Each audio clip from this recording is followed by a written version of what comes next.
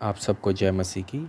आज का जो हमारा मनन का पाठ लिया गया है वो लिया गया है संत लूका रचित सुसमाचार उसका 10 अध्याय और उसकी 25 आयत से लेके 37 आयत तक। Gospel according to Saint Luke chapter 10 verse 25 to 37। इसमें लिखा है, और देखो एक व्यवस्थापक उठा और ये कहकर उसकी परीक्षा करने लगा, हे गुरु, अनंत जीवन का वारिस होने के लिए मैं क्या करूं? उसने उससे कहा, यीशु ने उस व्यवस्थापक से कहा, व्यवस्था में क्या लिखा है, तू कैसे पढ़ता है?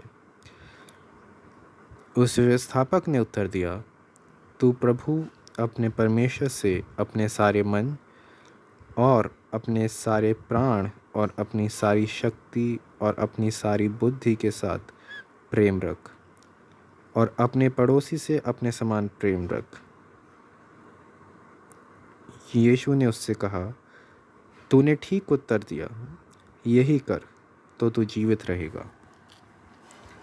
परंतु उसने अपने आप को धर्मी ठहराने की इच्छा से यीशु से पूछा, तो मेरा पड़ोसी कौन है? यीशु ने उस व्यवस्थापक को उत्तर दिया, एक मनुष्य यरूशलेम से यरीहो को जा रहा था कि डाकुओं ने घेर कर उसके कपड़े उतार लिए और मार पीट कर उसे अधमरा छोड़कर चले गए। और ऐसा हुआ कि उसी मार्ग में से एक याजक जा रहा था, परंतु उसे देख के कतरा कर चला गया। इसी रीति से एक लेवी उस जगह पर आया, वे भी उसे देख के कतरा कर चला गया। लेवी वो होते हैं जो धर्म गुरु होते हैं कि एक धर्म गुरु वहाँ से गुजरा और वो भी उससे कतरा के चला गया। परंतु एक सामरी यात्री वहाँ आ निकला और उसे देखकर तरस खाया। ये सामरी को उसे कहते हैं जो एक दलित होता है, एक बैकवर्ड क्लास से होता है, जो एक लोअर लेवल से आता है, लोअर सेक्शन से आता है।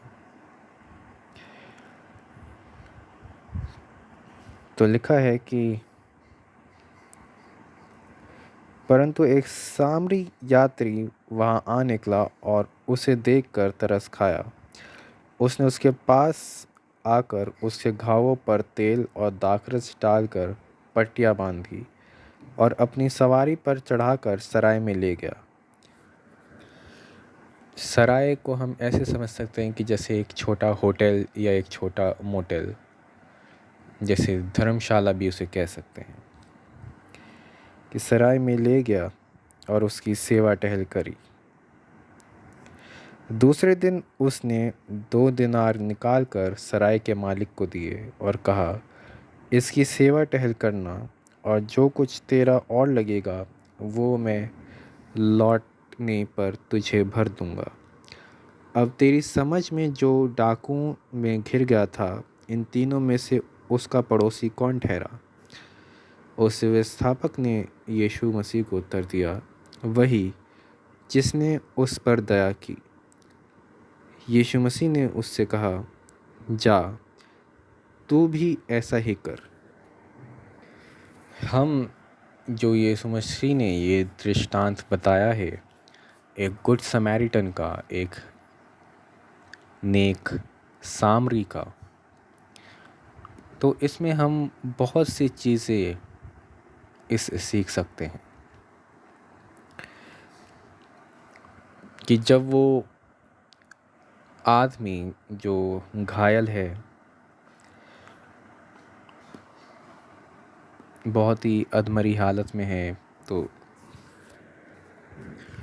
उसे याजक ने अनदेखा कर दिया, उसे लेवी ने अनदेखा कर दिया। पर जब ये दो लोग जब वहाँ से जा रहे थे और उसे अनदेखा कर दिया, तो हम उस आदमी की जो एक अधमरी हालत में है, खून बह रहा है, तो हम उसकी हालत समझ सकते हैं पर कि उसको कितना बुरा लगा होगा। पर ऐसी हालत में भी उस इंसान ने ना ही उनको कुछ बुरा बोला, ना ही अपने मन में कोई बुरे विचार लाया। वो उसको एक होप है, उसको एक उम्मीद है कि एक इंसान आए और उसकी मदद करे। पर जैसे कि हम देखते हैं कि उसे 2 बार निराशा हाथ लगी, पर आखिरकार एक इंसान आया और उसको सराय में ले गया। जब वो सामरी इंसान आया तो जो घायल इंसान था उसे नहीं पता कि अब वो उसके साथ क्या करेगा। But there is a hope in his heart. उसने इंतज़ार करा, उस घायल इंसान ने। उसके अंदर एक उम्मीद है, एक विश्वास है कि कोई आएगा और उसको देखेगा। ऐसे सिचुएशन के अंदर भी उसने ना ही लोगों को बुरा बोला, ना ही परमेश्वर को बुरा बोला। वो चाहता तो बहुत सी बातें बोल सकता था, पर नहीं। इसी तरह हम जब उस सामरी इंसान को देखते हैं, सामरी व्यक्ति को देखते हैं, तो वो वहाँ से गुज़रा। उसे नहीं पता कि ये कौन है या फिर किस समाज से ये ताल्लुक़ रखता है, पर उसने देखा कि एक घायल इंसान है तो मुझे इसकी मदद करनी चाहिए। उसने उसको अपनी सवारी पर चढ़ाया और उसे सराय में ले गया।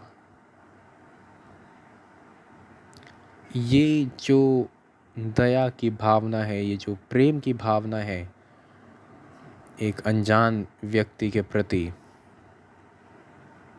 ये आज हमें देखना है कि हमारे अंदर है या नहीं है। और आगे लिखा है कि वो सामरी व्यक्ति सराय के मालिक को पैसे देता है और कहता है कि इसकी सेवा टहल करना, 2 दिनार देता है और जो कुछ तेरा और लगेगा वो मैं लौटने पर तुझे भर दूंगा।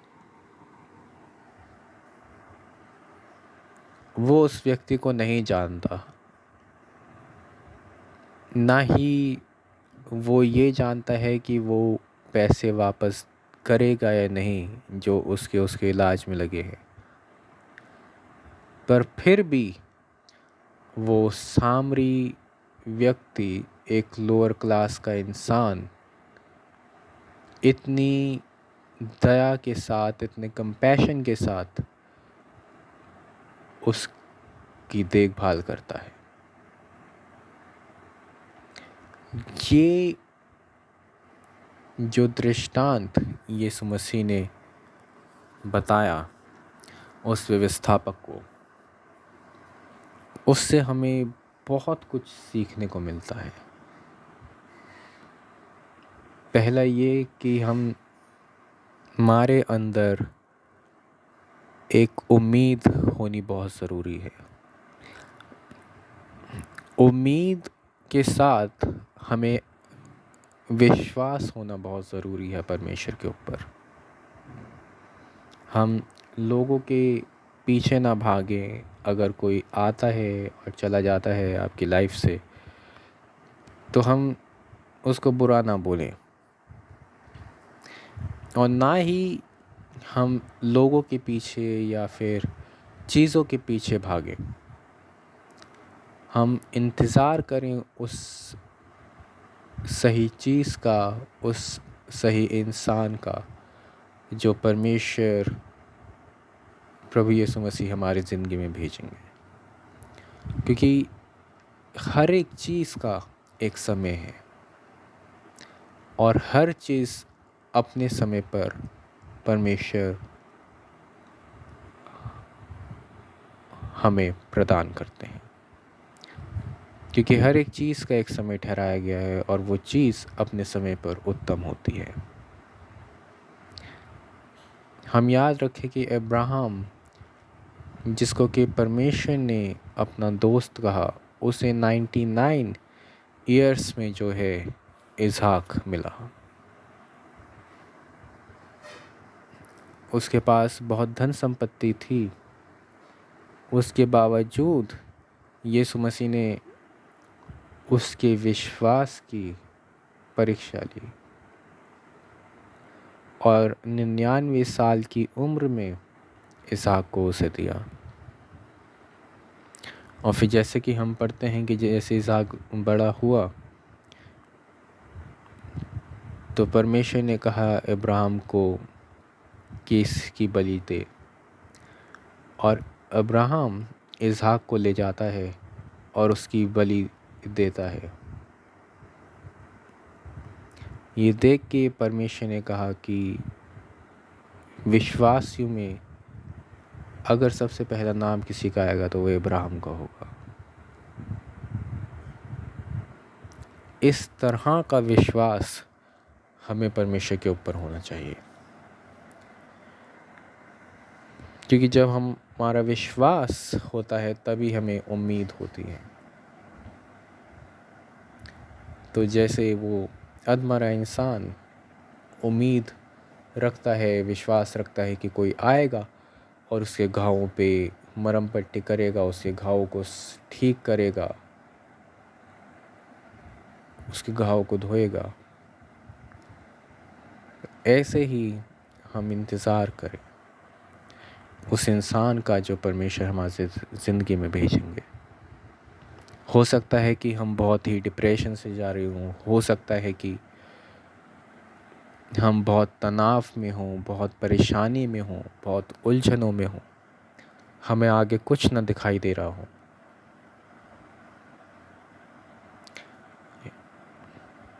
ये जिसकी हमें लगता है कि उस इंसान की हमें बहुत ज़रूरत है और वो इग्नोर कर रहा हो, तो परमेश्वर पे भरोसा रखिए, क्योंकि वो आपकी ज़िंदगी में एक ऐसे इंसान को भेजेगा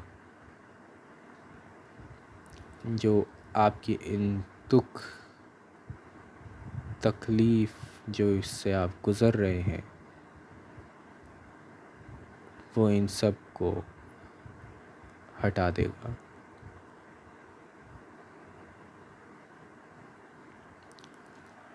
बस हमें ज़रूरत है परमेश्वर पे भरोसा रखने की,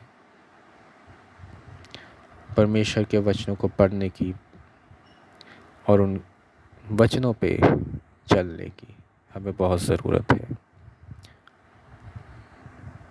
क्योंकि सारी जगह डिस्ट्रैक्शंस हैं, ऐसे ऐसे फंदे शैतान ने हमारे आसपास लगा रखे हैं कि हम बहुत ही जल्दी अट्रैक्ट हो जाते हैं, बहुत जल्दी डिसहार्टन हो जाते हैं, हमें बहुत जल्दी हम हर्ट हो जाते हैं किसी चीज़ से।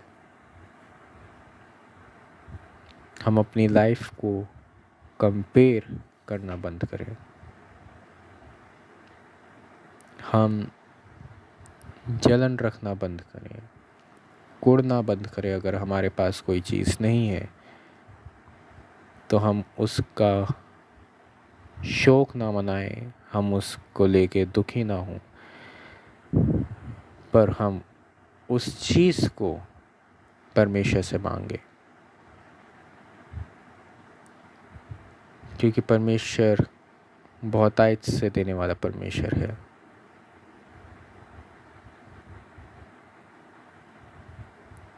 और हम एक दूसरे से प्यार करना सीखें। आइए हम दुआ करें। पिता परमेश्वर, हम आपका धन्यवाद करते हैं इन वचनों के लिए जो आपने हमें दिया। परमेश्वर, आप हमारा इन वचनों से आप हमें मार्गदर्शन दीजिए। आप हमारा मार्गदर्शन कीजिए और जैसे आप हमें चलाना चाहते हैं, हमारी लाइफ को चलाना चाहते हैं, वैसे आप हमारी लाइफ को चलाइए। और जैसे आप हमें बनाना चाहते हैं वैसे हमें बनाइए। ये सब कुछ मांगते हैं आपके बेटे यीशु मसीह के नाम से। इसे सुने और कबूल करिए। आमीन। आप सबको शांति मिले। जय मसीह की।